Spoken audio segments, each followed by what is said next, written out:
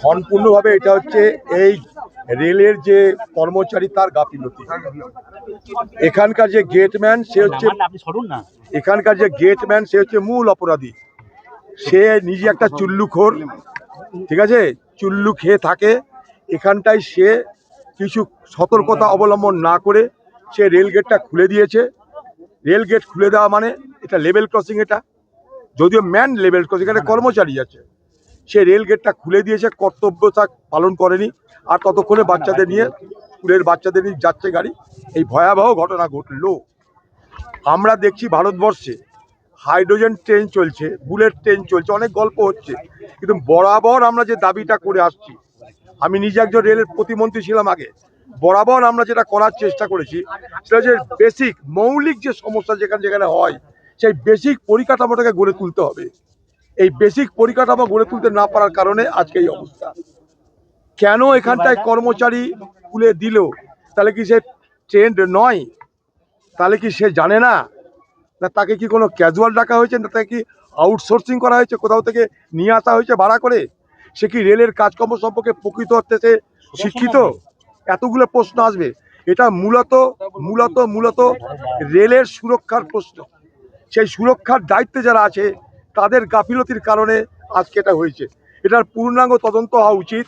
এবং আরও বলবো যে এইগুলো থেকে মুক্তি পেতে গেলে দীর্ঘস্থায়ী পরিকল্পনার জন্য যে সমস্ত সিদ্ধান্ত রেলের কর্তৃপক্ষের আছে, রেল দপ্তরের আছে, সেগুলোকে দ্রুত এখানটাই বাস্তবায়িত করা দরকার। নালে এই শুধুমাত্র একটা ব্যক্তির জন্য এতগুলো বাচ্চার প্রাণ গেল, কেউ মৃত্যুর সঙ্গে পাঞ্জা লড়ছে, কেন এত বড় ক্ষতি হলো, এতগুলো বাচ্চার প্রাণ গেল, এটা এই এলাকার মানুষের কাছে অত্যন্ত বড় প্রশ্ন। তাই স্বাভাবিকভাবেই তারা দাবি করছে রেলের অফিসার আসুক, তাদের সঙ্গে কথা বলবে। আমি এর মধ্যে রেল দপ্তরের যিনি মন্ত্রী আছে তার সঙ্গে কথা বলেছি, তিনিও বলেছেন আমরা যা করার করছি, এতটুকু পর্যন্ত জানি।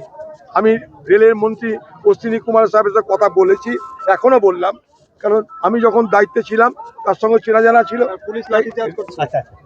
অদিতদা, এর আগেও একবার এখানে অ্যাক্সিডেন্ট হয়েছিল এই পয়েন্টেই, এটাকে তো আন্ডারপাস করার দরকার। অবশ্যই আন্ডারপাস করা দরকার। একবার আন্ডারপাস করতে গেলে জমি দরকার, কিংবা আরবি করতে গেলে সেখানটাও রেলের তৎপরতা দরকার। আন্ডারপাস এখানে হয়নি, লাইট হয়েছে, আন্ডারপাস অনেক জায়গায় হয়েছে, এখানে হয়নি।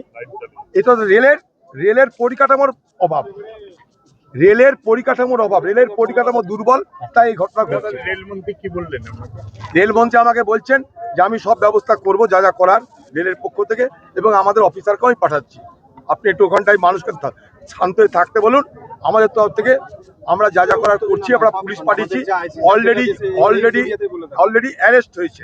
বলছে যে গেটম্যান ছিল, রেলের মন্ত্রী বললো গেটম্যানকে আমরা অ্যারেস্ট করেছি, বাকি যা করার আমরা করব। আপনারা মানুষকে ওখানকার বলুন যে আমরা ব্যবস্থা নিচ্ছি।